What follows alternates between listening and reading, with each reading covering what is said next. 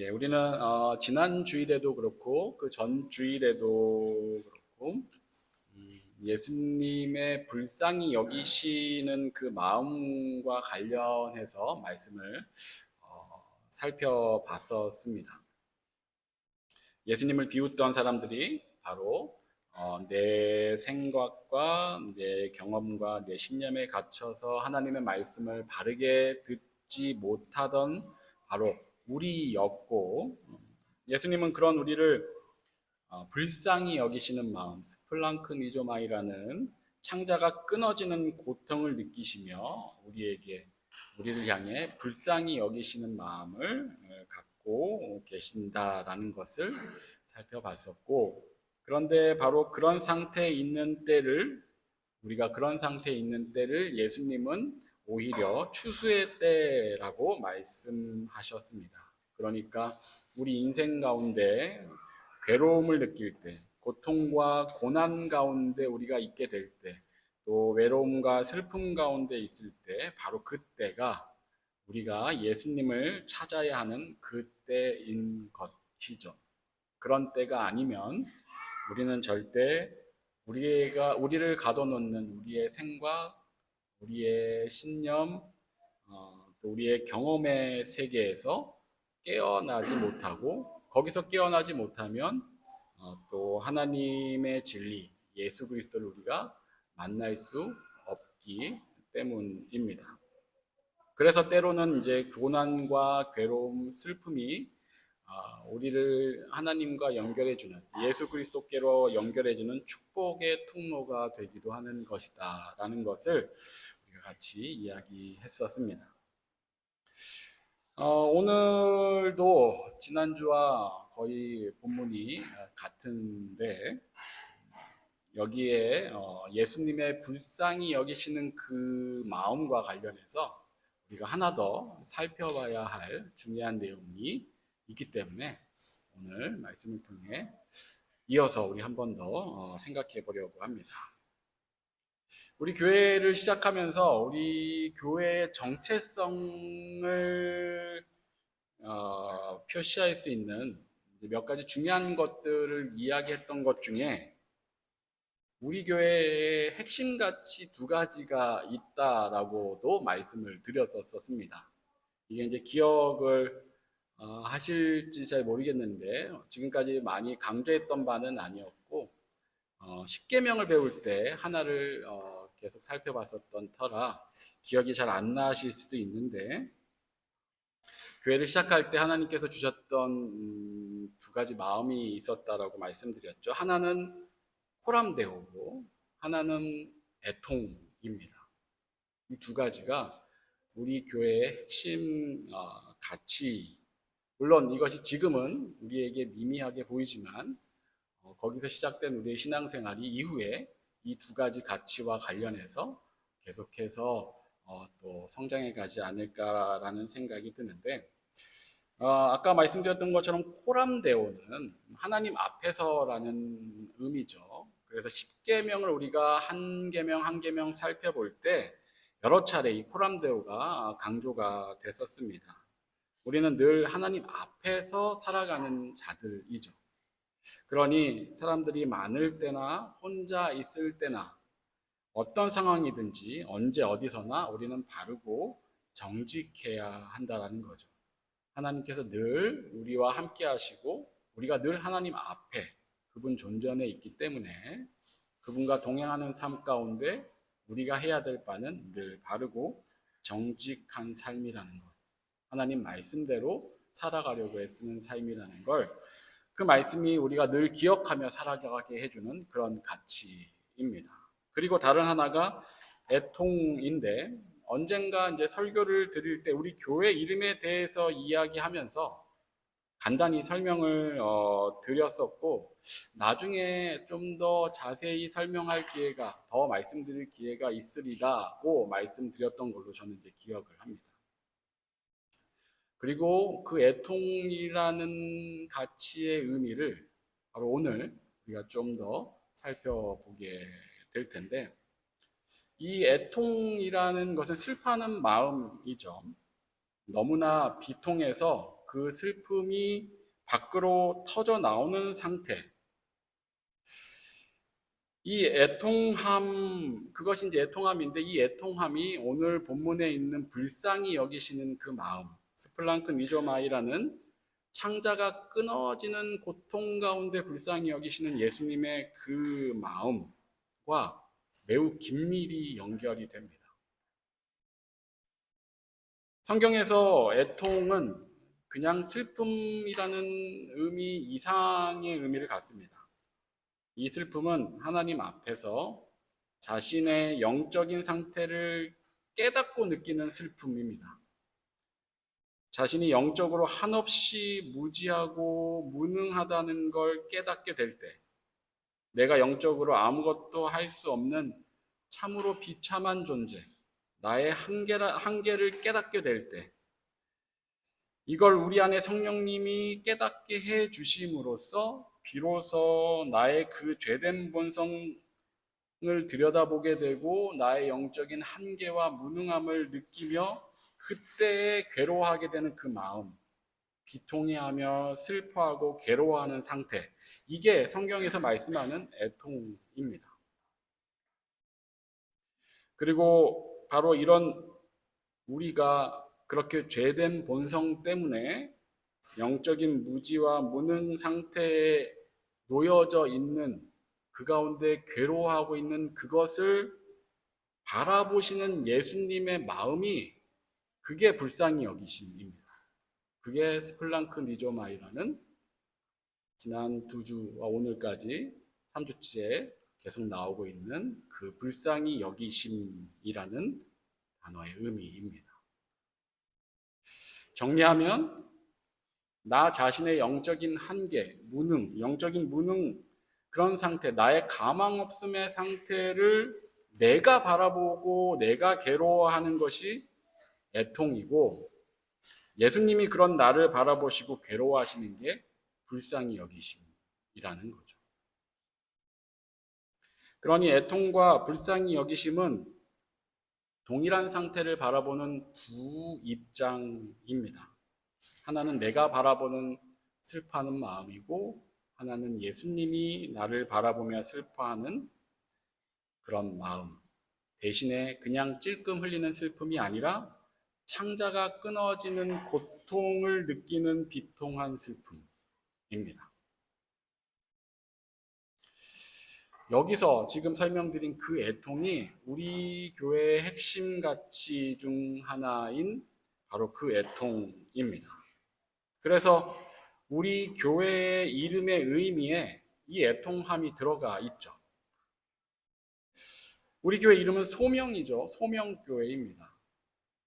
많은 그리스도인들이 소명을 생각할 때 가장 먼저 자신의 어떤 전공, 직업과 일들을 연결해서 생각을 하게 됩니다. 하나님께서 나를 부르신 그 일이 이제 자신의 소명이라는 것이죠. 하지만 이건 개개인에게 주어지는 좁은 의미에서의 소명입니다. 그거에 앞서서 모든 그리스도인들에게 주어져 있는 넓은 의미의 우선되는 소명이 있습니다. 우리가 하나님의 자녀로서 그리스도인답게 살아가는 것, 이것이 그거보다 우선되는 넓은 의미의 소명입니다. 그 소명의 내용이 우리 주보, 교회 이름 아래에 늘 기재되어 있어 왔죠. 그 내용이 바로 이제 이 내용이고요. 그리스도인의 소명은 신도로 부르신 예수 그리스도의 은혜를 깨닫고 매 순간 하나님 앞에서 성도로서 살아가며 성령의 애통함을 따라 성숙한 사도가 되어가는 것입니다. 전에도 한번 말씀드렸던 것처럼 여기서 사용된 신도, 성도, 사도는 신자의 성숙도를 이해하기 위해서 그냥 우리 교회에서만, 우리끼리만 편의상 구분하여서 사용하는 용어라고 말씀드렸었죠. 우리끼리의 의미입니다. 사실 성경은 신도와 성도 이런 걸 구분하고 있지는 않죠. 처음 예수 그리스도를 믿고 신앙생활을 하게 될 때 우리는 우선 신도가 되어야 합니다. 이때 필요한 건 예수 그리스도의 구원의 은혜를 깨닫는 것이죠. 이게 그리스도인에게 가장 먼저 필요한 소명입니다. 구원의 은혜를 알게 된 신도는 그 은혜 때문에 코람데오의 삶을 살아가게 됩니다.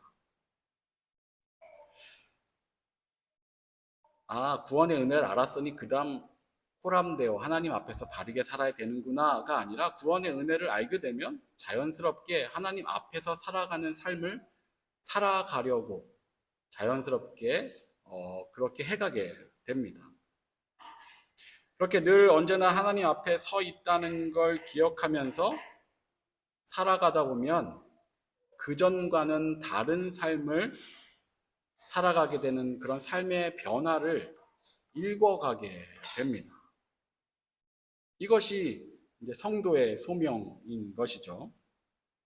그 후에 성도는 이제 사도가 되어 가야 하는데 마치 이제 단계별로 1단계, 2단계, 3단계 그렇게 해서 사도가 마지막 단계의 소명으로 이렇게 읽혀지니까 마치 소명을 레벨업 해가는 것처럼 들리실 수 있는데 사실 그런 건 아니죠. 세 가지가 동시에 한꺼번에 진행이 될 수도 있고 누군가는 하나씩 차근차근 진행될 수도 있는데 그게 어떻게 진행되느냐보다 더 중요한 건 우선순위에 있습니다. 발생하는 순서 말고 우선순위가 있는데 첫 번째 소명에 대한 깨달음이 없이는 두 번째 소명을 이뤄갈 수 없고 두 번째 소명에 대한 깨달음 없이는 세 번째 소명을 이뤄갈 수가 없습니다. 그리고 세 번째 소명을 깨닫게 되면 첫 번째 소명의 깊이가 더욱 더 깊게 깨달아지게 됩니다. 그렇게 선순환이 계속 되어가게 되거든요. 구원의 은혜를 깨달아야 하나님 앞에서 바르게 살 생각을 하게 됩니다. 그렇게 하나님 앞에서 바르게 살려고 노력을 하는 삶, 그 성도로서의 소명을 감당하기 위해서 애쓰게 되면 그때에서야 비로소 애통에 대해서 알아가게 됩니다. 말씀대로 살려고 애를 쓰면 애를 쓸수록 성도로서 하나님 앞에서 바르게 살려고 정직하게 살려고 애쓰면 애쓸수록 그렇게 살 수 없는 나를 계속 만나게 되거든요. 그 상태에서 영적으로 쓰러지고 넘어지고 말씀대로 살고는 싶으나 결코 그렇게 살지 못하는 나를 마주하게 될 때 그때야 비로소 영적으로 완전히 무능한 나 자신을 보게 되고 그때 터져 나오는 게 애통입니다. 그 순간 내 안에 성령님이 나를 불쌍히 여기셔서 비로소 내가 나의 죄된 본성을 비통해하며 불쌍히 여길 수 있게 되는 것입니다.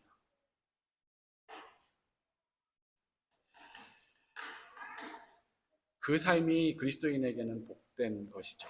이것이 참으로 복된 삶입니다. 우리는 절대 스스로 깨닫지 못합니다. 내가 얼마나 비참한 자인지, 내가 얼마나 영적으로 무능한 자인지, 내가 무엇을 모르는지조차 알지 못하는, 내가 무엇을 할 수 없는지조차 알지 못하는 참으로 비참한 자들입니다. 하지만 그것을 깨닫게 되는 때는 그 한계에 부딪힐 때야 비로소 알게 되는 것이죠. 내가 영적으로 무지하고 무능하다는 것을 깨닫게 될 때에 비로소 그때에서야 나를 불쌍히 여기시는 예수 그리스도의 마음을 조금씩 엿볼 수 있게 됩니다. 그리고 그 주님의 마음이 내 안에서 나로 하여금 나 자신을 불쌍히 여길 수 있게 해주는 것이죠. 그때에 앞에서 고난과 괴로움 때문에 지난주에도 그랬고 그럴 때 주님을 찾으라고 말씀드렸는데 오히려 더 구체적으로는 바로 이런 때에 주님을 찾으시고 주님께 기도해야 합니다. 그 애통함을 붙들고 기도해야 합니다. 가슴을 치며 탄식하고 비통해하며 부르짖으며 주님을 찾아야 합니다. 주님, 나를 제발 좀 구해 주십시오. 부디 나를 주님 긍휼히 여겨주시고 도와주시옵소서.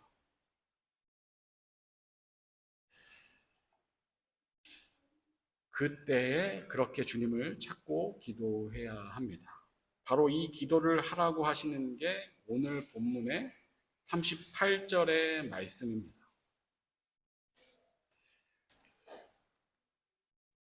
오늘 본문 38절에서 그러므로 추수하는 주인에게 청하여 추수할 일꾼들을 보내주소서 하라.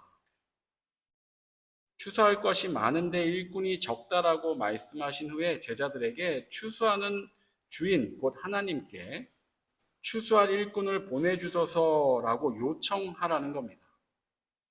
예수님 보시기에 당시 많은 이들이 영적인 무능함에 쓰러져 넘어지고 좌절해가고 있었습니다. 지금 눈앞에 있던 예수님 눈앞에 있던 제자들 역시 예외가 아닌 것이죠. 그런 그들에게 하나님께 추수할 일꾼을 보내달라고 기도하라고, 그들을 구해내줄 일꾼을 보내달라고 요청하라고 지금 그렇게 말씀하고 계신 것입니다. 그래서 어떻게 됐을까요?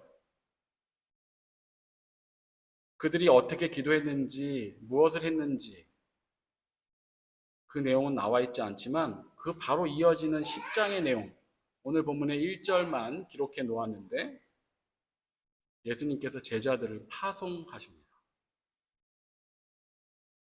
10장 1절에 예수께서 그의 12제자를 부르사 더러운 귀신을 쫓아내며 모든 병과 모든 약한 것을 고치는 권능을 주시니라. 추수할 일꾼을 보내달라고 하나님께 간구했던 그들을 예수님께서 그 추수할 일꾼으로 세상에 보내십니다.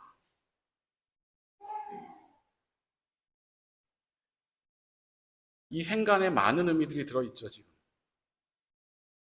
자기 자신에 대해서 애통함을 느끼는 이들이 하나님께 매달려서 도와달라고 구해달라고 부르짖게 되면 그런 그들이 하나님의 일꾼이 되어서 세상에 보내지게 되는 것입니다.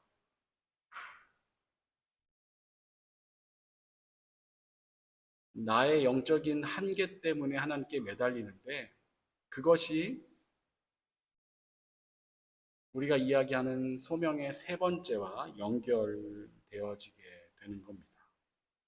말씀대로 살려고 애쓰고 노력하는 과정 가운데 비로소 나의 죄된 본성, 나의 영적인 한계, 무능함 앞에서 내가 얼마나 비참한 죄인인지를 깨닫고 애통해 하게 되면 그 애통을 붙들고 하나님께 도와달라고 구해달라고 요청을 하게 되고 그렇게 되면 비로소 그제서야 예수 그리스도의 불쌍히 여기시는 그 마음을 조금씩 깨달아 가면서 비로소 이제 세상을 보는 눈이 달라지게 되는 것입니다. 주변의 사람들이 그때에서야 비로소 보이기 시작합니다. 나처럼 애통해하는 그들이 보이기 시작하는 겁니다. 그것이 애통인지 영적인 한계인지도 모른 채 이 세상이라는 혼탁한 곳에서 괴로워하며 영적으로 힘들게 살아가는 그 상태에 있는 내 옆에 있는 이웃들이, 형제 자매들이 그제서야 보이기 시작하는 것입니다. 그래서 그들에게서 나에게서 느꼈던 그 애통함이 느껴지고 그것이 비로소 하나님의 불쌍히 여기심으로 이어져서 나의 애통을 위해서 기도했던 내가 주변의 그들을 위해서 기도하면서 그들에게 다가가는 예수님 본문에서 예수님이 파송하신 12제자처럼 그렇게 세상 가운데 기꺼이 스스로 하나님께서 보내시는 일꾼이 되어져 가게 되는 것입니다. 그렇게 애통을 깨달은 이들이 세 번째 소명을 이뤄가게 됩니다. 애통함을 느끼게 되면 방금 말씀드린 그런 삶을 누가 시키는 것이 아니라 그냥 살아가게 됩니다. 이미 애통을 느낀과 동시에 내가 그것 가지고 하나님께 부르짖고 매달리면 이미 그 소명이 시작되고 있는 것입니다.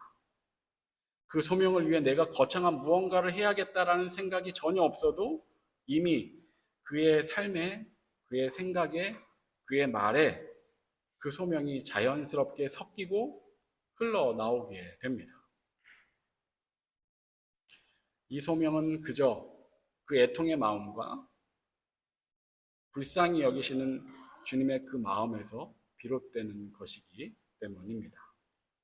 안타까운 사람, 나와 같은 처지에 있는 사람, 영적으로 갈급한 사람을 보면 마음이 아파지고 그를 위해서 기도하게 되고 무언가를 해주고 싶게 됩니다.